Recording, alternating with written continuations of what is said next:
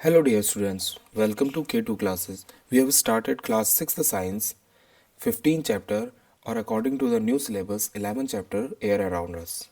So we have discussed a lot in this chapter about air. Now we are discussing about the new topic 15.3. How does oxygen become available to animal and plants living in water and soil?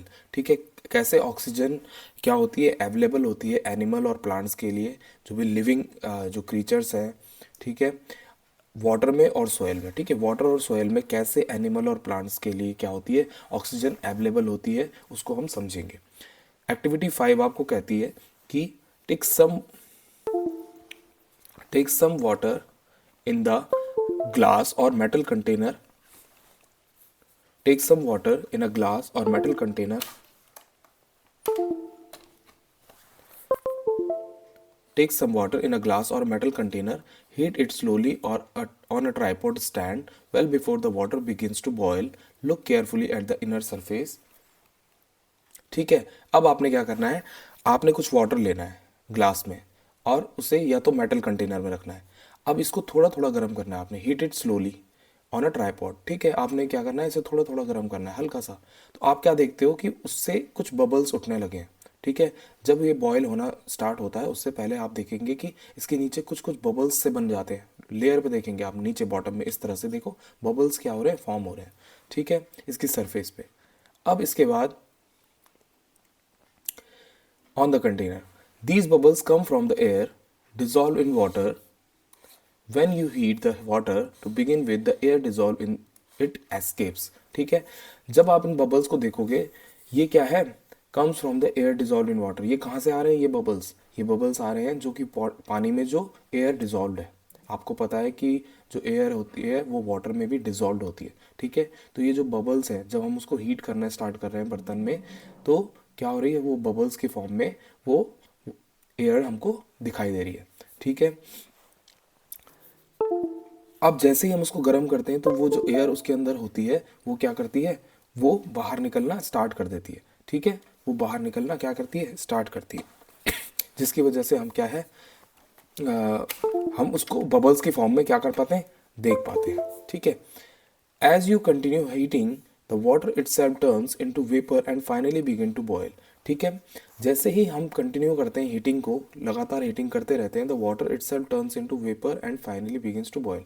ठीक है, तो water क्या हो जाता है, वो vapour बनना start हो जाता है और इस तरह से बॉइलिंग स्टार्ट हो जाती है. ठीक है, क्या हमने क्या एक्सपेरिमेंट बोला कि जैसे ही हम किसी मेटल कंटेनर में पानी लेते हैं और पानी को गर्म करना स्टार्ट करते हैं यानी कि हीटिंग करना स्टार्ट करते हैं, तो हमने देखा है कि उसके सरफेस पे जो लेयर होती है, जो बेस पे, वहाँ पर बबल्स फॉर्म हो जाते हैं. वो बबल्स क्या होते हैं, जब उसको हम लगातार गर्म करते रहेंगे वो बबल्स क्या है लगातार बनते रहेंगे और क्या है वो एक्सकेप आउट होने की कोशिश करेंगे. ठीक है, बाहर निकलने की कोशिश करेंगे. तो क्या है वो सब क्या है, एयर बबल्स है. यानी कि वाटर में जो डिजॉल्व्ड एयर होती है वो गर्म करने पे एयर की फॉर्म में एयर क्या करते हैं, बबल्स की फॉर्म में बाहर निकलने की कोशिश करते हैं. इससे हमें पता चलता है कि वाटर में क्या होती है, एयर होती है. ठीक है, और जैसे हम उसे और ज़्यादा गर्म करते रहेंगे तो वो क्या हो जाएगी, बॉइलिंग तक पहुंच जाएगी और वाटर क्या बन जाएगा, पूरा का पूरा वेपर फॉर्म में या भाप की तरह बाहर आ जाएगा. ठीक है, we learn in Chapter number 8 and 9 that the animal living in water use the dissolved oxygen in water. हमने ये पढ़ा है पहले भी चैप्टर नंबर 8 में कि जो एनिमल्स होते हैं जो वाटर में लिविंग होते हैं, जो वाटर में रहते हैं, वो क्या करते हैं, वो डिजॉल्व ऑक्सीजन को ही लेते हैं. जो वाटर में डिजॉल्व ऑक्सीजन होती है उसी को लेते हैं. यानी कि जो ऑक्सीजन अभी हमने देखी, जो एयर हमने देखी, उसी में से वो ऑक्सीजन लेते हैं. ठीक है, the organisms that live in soil also need oxygen to respire, isn't it? अब आपको ये भी पता है कि ऑर्गेनिज्म जो सॉइल में रहते हैं, ठीक है, मिट्टी में जो ऑर्गेनिज्म रहते हैं, बहुत सारे ऑर्गेनिज्म रहते हैं, चाहे प्लांट हो जाए चाहे एनिमल हो जाए, वो भी क्या करते हैं, रेस्पिरेशन करते हैं और उन्हें ऑक्सीजन चाहिए होती है. How do they get air they need, उन्हें कैसे एयर मिलती है जब उन्हें चाहिए फॉर रेस्पिरेशन. ठीक है, तो एक्टिविटी 6 में हम ये चेक करते हैं. Take a lump of dry soil in a beaker और अ ग्लास. ठीक है, आपने क्या करना है, कुछ मिट्टी लेनी है. ठीक है, और उसको बीकर में डाल देना है या ग्लास में डाल देना है. Add a water to it and note what happens. Do you see bubbles coming out from soil? These bubbles indicate the presence of air in the soil. ठीक है, जैसे ही आप क्या करोगे, आप कुछ मिट्टी लोगे, ड्राई सॉइल लोगे या फिर मिट्टी लोगे और एक बीकर में डाल दोगे और आप उसमें धीरे धीरे पानी ऐड करो। जैसे ही आप उसमें पानी डालोगे तो आपको दिखेगा कि उस सॉइल से कुछ बबल्स उठ रहे हैं पानी में। ठीक है, तो जब पानी में बबल्स उठेंगे तो उन बबल्स को हम क्या समझ सकते हैं कि वो बबल्स किस चीज़ के हैं, वो एयर के बबल्स हैं। वो बबल्स बताते हैं कि जो सॉइल है उसमें एयर प्रेजेंट है। ठीक है, when the water is poured on the lump of soil it displays the air which is seen in the form of bubbles। ठीक है, वो बबल्स के फॉर्म में दिखती है जो सॉइल में जो प्रेजेंट एयर होती है। ठीक है, the organism that live inside the soil and the plant roots respire in this air. ठीक है, जो भी ऑर्गेनिज्म सॉइल के अंदर रहते हैं यानी कि इनसाइड द सॉइल यानी कि ज़मीन के अंदर रहते हैं, इनसाइड द सॉइल रहते हैं, या प्लांट रूट्स की बात करें हम कि प्लांट की रूट्स कहाँ होती हैं, सॉइल के अंदर होती हैं, वो सब इसी एयर से क्या करती है, रेस्पिरेशन करती है। A lot of burrows and holes are formed in deep soil by the animal living in the soil। ठीक है, सोइल के अंदर बहुत सारे छोटे छोटे छेद और होल्स, ब्यूरोज होते हैं, छेद होते हैं, गड्ढे होते हैं। ठीक है, जो कि by the animal living in the soil, वो कौन बनाता है, वो एनिमल्स बनाए हुए होते हैं। These burrows also make spaces available for air. ठीक है, ये स्पेसेस क्या करते हैं, इनमें भी क्या हो जाती है, एयर जमा हो जाती है। These burrows also spaces available for air to move in and out of the soil. ठीक है, ताकि जो एयर है वो मूव इन और आउट हो सके, सॉइल के अंदर से बाहर और अंदर आ सके। ठीक है, ब्यूरोज और छोटे छोटे छेद बनाए रहते हैं एनिमल्स ने। ठीक है, तो उनमें ही वो एनिमल्स रहते हैं। ठीक है, और क्योंकि उसमें एयर क्या होती है, इन एंड आउट होती रहती है। However, when it rains heavily, water fills up all the spaces occupied by the air in the soil। अब देखो जब रेन होती है तो क्या होता है, जितना भी एयर के वो होल्स बने हुए थे वहाँ पानी भर जाता है। ठीक है, अब पानी भर गया तो एयर तो आउट हो जाएगी। ठीक है, पानी आ गया तो एयर आउट हो जाएगी, जो भी वो एयर वाली। ठीक है, तो आउट हो जाएगी, तो उसके बाद क्या होता है, in this situation animals living in the soil have to come out for respiration. तो ऐसी सिचुएशन में जो अंदर वो सोइल में जो एनिमल्स होते हैं उनको बाहर आना पड़ता है, क्योंकि अंदर की एयर में तो वहाँ पर उनकी जगह पे क्या हो गया है, पानी भर गया है। तो पानी की जगह पे अब वो रह नहीं सकते, तो क्या होता है, वो बाहर आ जाते हैं ताकि वो एयर ले सकें। Could this be the reason why earthworms come out of the soil only during heavy rain? यही रीज़न हो सकता है कि जो अर्थवॉर्म्स वगैरह हैं जो सोइल के अंदर रहते हैं वो रेनी सीजन में बाहर आ जाते हैं। क्यों? क्योंकि रेन की वजह से क्या होता है, वो अंदर के जो होल्स और जो ब्यूरोज होते हैं वो क्या हो जाते हैं, बंद हो जाते हैं पानी से। ठीक है, और एयर क्या हो जाती है, एग्जिट आउट हो जाती है। तो उन्हें भी क्या है, जब एयर नहीं मिलती है रेस्पिरेशन के लिए तो उन्हें बाहर आना पड़ता है। ठीक है, have you ever wondered why all the oxygen of atmosphere does not get used up though a large number of organisms are consuming it? ठीक है, कभी आपने ये सोचा है why all the oxygen of atmosphere, क्यों सारी की सारी ऑक्सीजन जो कि एटमॉस्फेयर में है does not get used up, वो पूरी तरह से ख़त्म क्यों नहीं होती है? क्योंकि बहुत सारे ऑर्गेनिज्म हैं, प्लांट्स हैं, एनिमल्स हैं, है ना, क्यों ख़त्म नहीं होती है? Who is refilling the oxygen in the atmosphere? कौन भर देता है बार बार ऑक्सीजन को एटमोसफियर में? ठीक है, अब आपने देखा कि इतने तरह के प्लांट्स और एनिमल्स हैं, वो सब क्या है, ऑक्सीजन का यूज़ कर रहे हैं रेस्पिरेशन के लिए, लेकिन ऑक्सीजन ख़त्म ही नहीं हो रही है। ऑक्सीजन को कौन रिफिल कर रहा है, बार बार कौन भर दे रहा है? ठीक है, इसको हम देखेंगे 15.4। 15.4 में हम देखते हैं how is the oxygen in the atmosphere replaced, कि कैसे ऑक्सीजन एटमोसफियर में रिप्लेस होती है, कैसे ऑक्सीजन को रिप्लेस किया जाता है। ठीक है, in chapter 7 we read about photosynthesis, हमने फोटोसिंथेसिस के बारे में पढ़ा था। In this process plants make their own food and oxygen is produced along with it. ठीक है, इस प्रोसेस में हमने क्या देखा था कि जो प्लांट्स होते हैं वो अपना फूड खुद बनाते हैं और ऑक्सीजन प्रोड्यूस करते हैं। ठीक है, ऑक्सीजन क्या करते हैं, रिलीज करते हैं, बाहर निकालते हैं। ठीक है, अपना खाना खुद बनाते हैं और ऑक्सीजन रिलीज करते हैं। Plants also consume oxygen for respiration but they produce more of it than they consume. ठीक है, प्लांट्स क्या करते हैं, वो भी ऑक्सीजन लेते हैं रेस्पिरेशन करने के लिए। देखो फूड बनाने के लिए तो वो क्या कर रहे थे, फूड बनाते समय तो वो ऑक्सीजन रिलीज कर रहे थे। ठीक है, लेकिन प्लांट्स भी रेस्पिरेशन के लिए ऑक्सीजन ही लेते हैं, ठीक है। और लेकिन ये क्या करते हैं, जितनी ये ऑक्सीजन लेते हैं उससे कई गुना ज़्यादा ये ऑक्सीजन क्या कर देते हैं, बना देते हैं, प्रोड्यूस कर देते हैं, ठीक है। दैट इज़ वाई वी से प्लांट्स प्रोड्यूस ऑक्सीजन, इसीलिए हम ये क्या कहते हैं कि जो प्लांट्स होते हैं वो क्या करते हैं, ऑक्सीजन प्रोड्यूस करते हैं। It is obvious that animals can not live without plants, हम ये जानते हैं कि जो एनिमल्स हैं वो प्लांट्स के बिना नहीं रह सकते। The balance of oxygen and carbon dioxide in the atmosphere is maintained through respiration in plants and animals and by the photosynthesis in plants, ठीक है।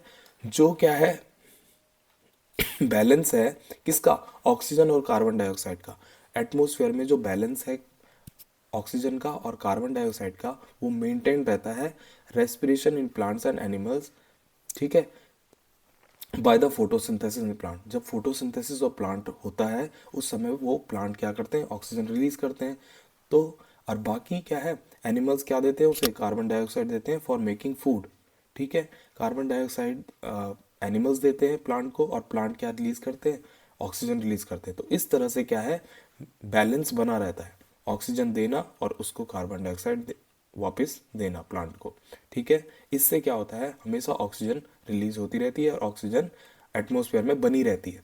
This show the independence interdependence of plants and animals, और ये क्या show करता है, plants और animals के बीच में इंटरडिपेंडेंस, यानी कि एक दूसरे पे डिपेंडेंसी शो करता है। अब प्लांट्स को फूड बनाने के लिए एनिमल्स की ज़रूरत है क्योंकि कार्बन डाइऑक्साइड वो रिलीज करते हैं। अब एनिमल्स को सर्वाइव करने के लिए क्या चाहिए, ऑक्सीजन चाहिए, जो कि प्लांट्स जब वो फोटोसिंथेसिस कर रहा है तब वो ऑक्सीजन रिलीज करता है, ठीक है। तो ये क्या है, इंटरडिपेंडेंस है एक दूसरे के। We can now appreciate how important air is for life on Earth, ठीक है। हम ये भी जानते हैं, हम ये भी समझ सकते हैं कि कैसे एक एयर जो है, जो एयर है वो लाइफ ऑन अर्थ के लिए बहुत ज़्यादा इंपॉर्टेंट है, यानी कि अर्थ पे जीवन जीने के लिए जो एयर है वो बहुत ज़्यादा इंपॉर्टेंट है। Are there any other uses of air, क्या और भी यूजेस हैं एयर के। Have you heard about a windmill, आपने विंड मिल के बारे में सुना है। The wind makes the windmill rotate, जो विंड होती है वो विंड मिल को घुमाती है, देखो इस तरह का होता है विंड मिल, ठीक है। The windmill is use to draw water from tubewells and to run flour mills, ठीक है। आप जो विंड मिल्स होते हैं वो क्या करते हैं, ट्यूबवेल से पानी निकालने के काम में आते हैं, और साथ पे क्या है, आटा की चक्की यानी कि आटा पीसने के काम में भी आते हैं, ठीक है। Windmills are also use to generate electricity, ठीक है। विंड मिल्स क्या करते हैं, इलेक्ट्रिसिटी भी जनरेट करते हैं, यानी कि विंड मिल चलते रहते हैं और इलेक्ट्रिसिटी जनरेट होती है बाई वाटर, ठीक है। Air helps in the movement of sailing yachts, glider, parachutes and aeroplanes, ठीक है। एयर किस में हेल्प करती है, सेलिंग यार्ड्स, यानी कि यार्ड्स को इधर से उधर ले जाने में, जो पानी में यार्ड्स चलती हैं उनको इधर से उधर मूव करवाने में, ग्लाइडर्स जो एयर में, ठीक है, ग्लाइडिंग करने के लिए, पैरासूट्स हो गए, ठीक है, पैरासूट्स को सही से उतारने के लिए, पैरासूट्स के थ्रू जो लोग उतरते हैं उनको अच्छे से उतारने के लिए एयर की ज़रूरत है, अगर एयर नहीं होगी तो वो सीधे नीचे गिर जाएंगे। एंड एरोप्लेन्स, जो एरोप्लेन्स चलते हैं वो भी एयर में ही चलते हैं, ठीक है, एयर के फ्लो की वजह से। Birds, bats and insects can fly due to the presence of air, जो ये जितने भी बर्ड्स हैं, चाहे वो बैट्स हैं और कोई से भी बर्ड्स हैं, वो सब एयर की प्रेजेंस की वजह से ही क्या कर रहे हैं, फ्लाई कर रहे हैं। Air also helps in the dispersal of seeds and pollen of flowers of several plant, ठीक है। और एयर की वजह से ही जो किसी भी प्लांट के जो सीड्स होते हैं और जो पोलन ग्रेन्स होते हैं, पोलन ऑफ फ्लावर, ठीक है, जिनकी वजह से क्या होता है, फ्रूट्स फार्मिंग होती है प्लांट्स में, तो वो सब भी क्या है, एयर के थ्रू ही एक जगह से दूसरी जगह उड़कर जाते हैं। Air plays an important role in water cycle, air क्या करती है, वाटर साइकिल में भी बहुत इंपॉर्टेंट रोल प्ले करती है, ठीक है। जो हमारी वाटर साइकिल होती है जिसकी वजह से रेनिंग होती है, ये सब है ना, इसमें भी एयर क्या करती है, बहुत इंपॉर्टेंट रोल प्ले करती है। इस तरह से आपका ये चैप्टर कंप्लीट होता है, एयर अराउंड अस, ठीक है। इसमें इंपॉर्टेंट कीवर्ड्स हैं, atmosphere, carbon dioxide, composition of air, oxygen, nitrogen, smoke, wind mill, ये सारे इंपॉर्टेंट चीज़ें आपने एयर के अराउंड सारी चीज़ें आपने पढ़ ली है कि क्या क्या एयर के कंपोजिशंस होते हैं, एयर में सबसे ज़्यादा जो कंपोजिशन है वो किसका है, सबसे ज़्यादा कौन कौन सा कंपोनेंट सबसे ज़्यादा है। जैसे नाइट्रोजन सबसे ज़्यादा है, उसके बाद ऑक्सीजन ज़्यादा है, और फिर और भी चीज़ें हैं, कार्बन डाइऑक्साइड वगैरह, ये सब 1% में आते हैं। ठीक है, इसकी समरी आप लोग पढ़ लोगे। इसके बाद कुछ क्वेश्चंस देख लेते हैं फटाफट, एक्सरसाइज एनसीईआरटी के। ठीक है, what is the composition of air. ठीक है, अब आपको पता है कि नाइट्रोजन कितनी होती है, नाइट्रोजन होती है composition, what is the composition of air, nitrogen होती है, ऑक्सीजन होती है, ठीक है, और कार्बन होती है। नाइट्रोजन और ऑक्सीजन कितना होता है, 99% तो यही बना देती हैं। उसके बाद कार्बन होता है बाकी के 1% में, और अदर गैसेस। ठीक है, इतना आपको पता है। ठीक है, which gas is the atmosphere is essential for respiration. तो आपको पता है कौन सी गैस है जो इसेंशियल है रेस्पिरेशन के लिए, oxygen. How will you prove that air supports burning. आप कैसे प्रूव करोगे कि एयर सपोर्ट करती है बर्निंग को। आपने कैंडल वाला एग्जांपल देखा था, कैंडल वाले में क्या था कि आपने दो कैंडल्स जलाई थी, और क्या किया था, उन दोनों को जलाकर आपने क्या किया था, एक एक कैंडल पे आपने क्या कर दिया था, ग्लास टम्बलर रख दिया था उल्टा। ठीक है, ग्लास टम्बलर आपने उसके ऊपर रख दिया था, तो थोड़ी देर बाद आपने देखा कि वो क्या हो गई थी, वो बुझ गई थी। ठीक है, जिस पे ग्लास टम्बलर रखा था। इससे आपको क्या पता चला कि वहां पर जो एयर थी वो लिमिटेड थी। ठीक है, जबकि बाहर वाली जो कैंडल थी वो लगातार जल रही थी। ठीक है, तो एयर इससे क्या मीन्स पता चलता है हमें कि जो एयर है वो सपोर्ट करती है बर्निंग को। ठीक है, और अगर उसमें थोड़ा सा भी क्या है, जो एयर को सपोर्ट करने जो बर्निंग को सपोर्ट करने वाले जो उसके कंपोनेंट है, अगर वो लिमिटेड वहाँ पर होते हैं पर्टिकुलर जगह पे, तो क्या हो जाती है, बर्निंग स्टॉप हो जाती है। ठीक है, ये चीज़ें हम समझे थे। क्वेश्चन फोर्थ में है, how will you show that air is dissolve in water. आप कैसे शो करोगे कि एयर डिजॉल्व है वाटर में। तो इसके लिए भी हमने एक एक्टिविटी की थी कि क्या करना है, वाटर को गर्म करना है, स्टार्ट करना है, हीट करना है, स्टार्ट करना है। तो जैसे हम हीट करना स्टार्ट करेंगे उससे बबल्स एस्केप करने लग जाएंगे। वो बबल्स क्या है, वो एयर डिजॉल्व इन वाटर है। ठीक है, और इस तरह से वो जैसे हम वाटर को हीट करते रहेंगे लगातार, तो धीरे धीरे वो पूरा वाटर ही क्या हो जाएगा, उसमें वेपर्स निकल कर वो क्या हो जाएगा, वेपर फॉर्म में बन जाएगा, वाटर वेपर्स बन जाएंगे। ठीक है, question number 5, why does a lump of cotton wool shrink in water. क्यों एक लंप ऑफ कॉटन जो होती है वुल की, यानी कि अगर कॉटन वुल है उसका एक छोटा सा गुच्छा अगर हम लें, तो वो पानी में श्रिंक इन वाटर क्यों डूब जाता है। ठीक है, इसकी बात हम करेंगे कि क्यों डूब जाता है। तो क्या क्यों डूब जाता है, क्योंकि लंप ऑफ कॉटन जो होता है has air among gaps of cotton fibres. क्योंकि उसके बीच में आपने कॉटन देखा होगा, तो उसके बीच में हल्की होती है वो बिल्कुल, उसके बीच में क्या होते हैं, बहुत सारे छोटे छोटे पोर्स होते हैं, छेद होते हैं, गैप्स होते हैं, जिनके बीच में एयर भरी हुई होती है। ठीक है, अब एयर होती है हल्की, अब जिसकी वजह से वो लाइट सी दिखती है आपको। कॉटन क्या होती है, बहुत हल्की सी दिखती है आपको, हल्की लाइट, लाइट वेट। अब जैसे ही उसमें वाटर भर जाता है, तो वाटर भरने की वजह से क्या हो जाती है, वो हैवी हो जाती है, वाटर की वजह से वो हैवी हो जाती है। ठीक है, एयर तो लाइट होती है, ठीक है, और वाटर क्या होता है, हैवी होता है। तो इसकी वजह से क्या होता है, उसमें जहाँ पर भी एयर थी वो एस्केप हो जाती है, और वाटर बढ़ जाता है। वाटर की वजह से क्या हो जाती है, वो डूब जाती है, श्रिंक हो जाती है। ठीक है, इसके बाद है next question, question number 6, the layer of air around the earth is known as. जो लेयर ऑफ अर्थ है अराउंड द अर्थ, जो अर्थ के अराउंड जितनी भी लेयर है उसे क्या कहते हैं, उसे कहते हैं क्या, एटमोसफेयर। एटमोसफेयर।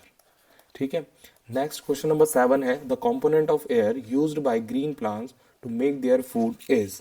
ठीक है, क्या बोल रहे हैं, द कंपोनेंट ऑफ एयर, ऐसा कौन सा कंपोनेंट है एयर का जिसकी वजह से ग्रीन प्लांट्स क्या बनाते हैं, फूड बनाते हैं। तो कौन है, आपको पता है, प्लांट्स क्या लेते हैं फूड बनाने के लिए, एनिमल से कार्बन डाइऑक्साइड, और क्या रिलीज करते हैं, ऑक्सीजन रिलीज करते हैं। ठीक है, इसके बाद क्वेश्चन नंबर 8 है, list 5 activities that are possible due to the presence of air. ठीक है, ऐसी 5 एक्टिविटीज आपने बतानी है जो पॉसिबल है एयर की प्रेजेंस में। तो आप बोल सकते हो कि पहला है रेस्पिरेशन, रेस्पिरेशन।